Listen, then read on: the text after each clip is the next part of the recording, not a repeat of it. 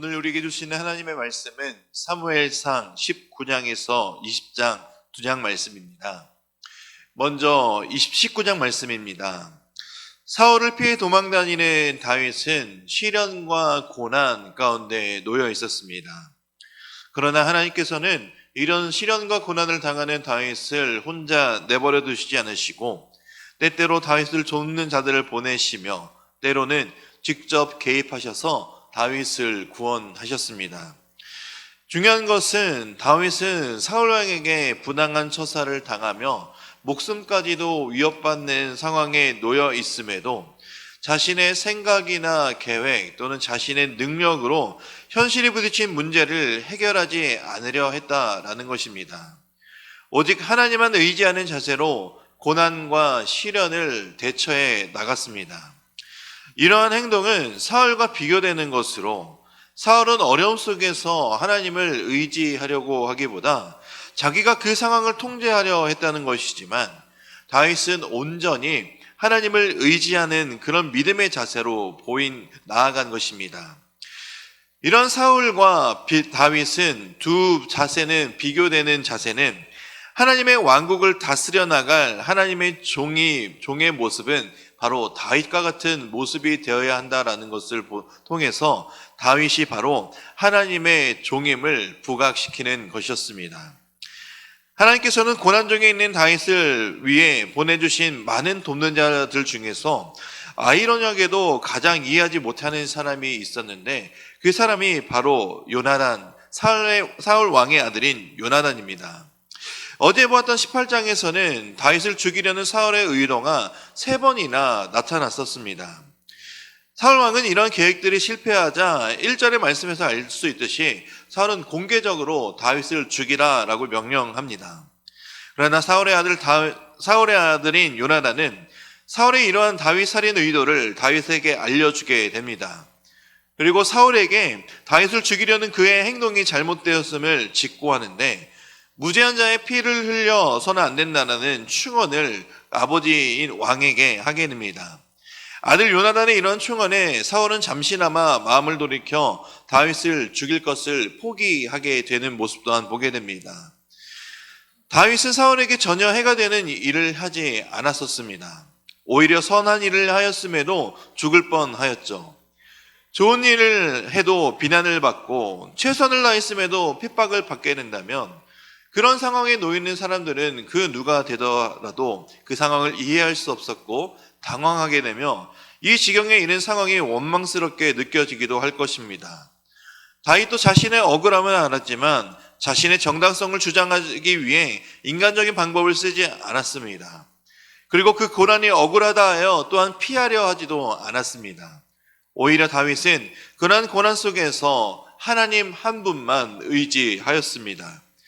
그리고 그 고난 속에서도 하나님의 뜻이 있음을 믿고 기다렸으며 묵묵히 하나님의 때를 기다렸습니다. 이런 다윗의 모습은 선을 행하고도 비난을 받게 될 때 우리 그리스도인들이 어떠한 태도를 지녀야 되는지를 가르쳐주고 있는 모습이기도 합니다. 우리가 우리 주 예수 그리스도를 믿음으로 하나님의 아버지 되심과 하나님의 주권을 믿고 인정한다면 다윗처럼 기다리고 참고 묵묵하게 하나님의 때를 기다리는 자세를 가져야 합니다.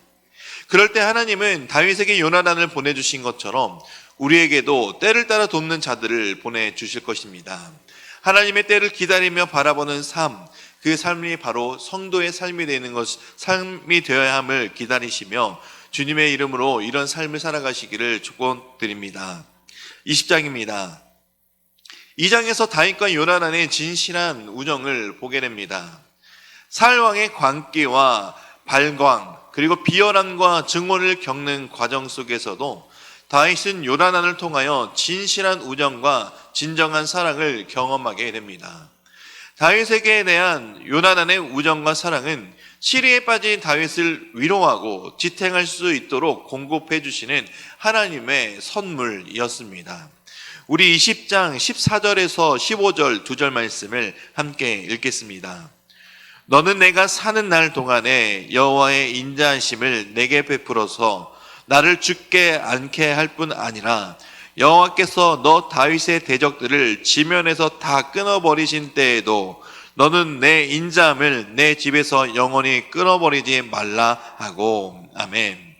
사실 요나단은 자신의 마음 먹기에 따라서 바로 차기 왕권 경쟁자인 다윗을 반역죄로 체포하고 그를 아버지 사울 왕에게 넘겨줄 수도 있었습니다.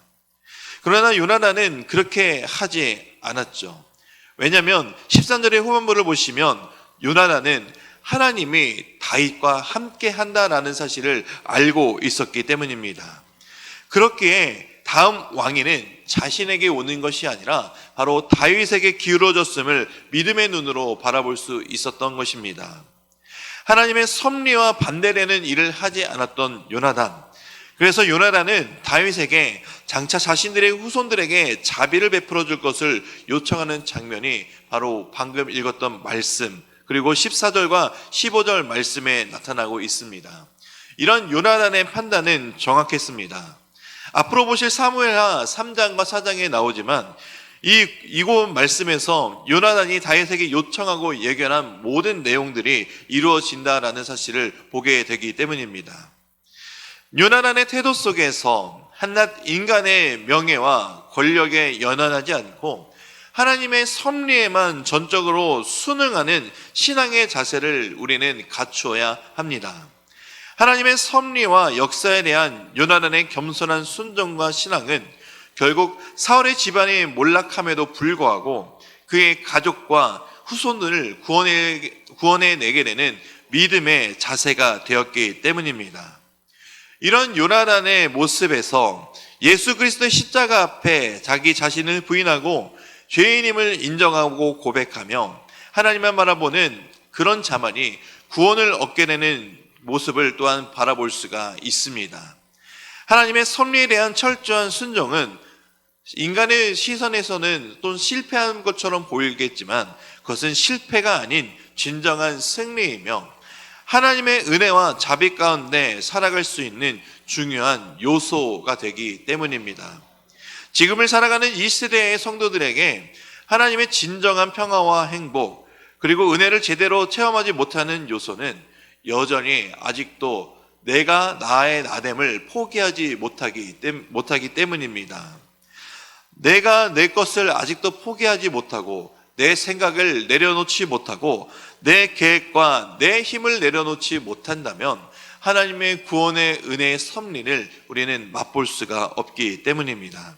그렇기 때문에 우리는 이 세상을 살아가면서 하나님의 뜻에 또 하나님의 말씀에 철저하게 순종해야 합니다.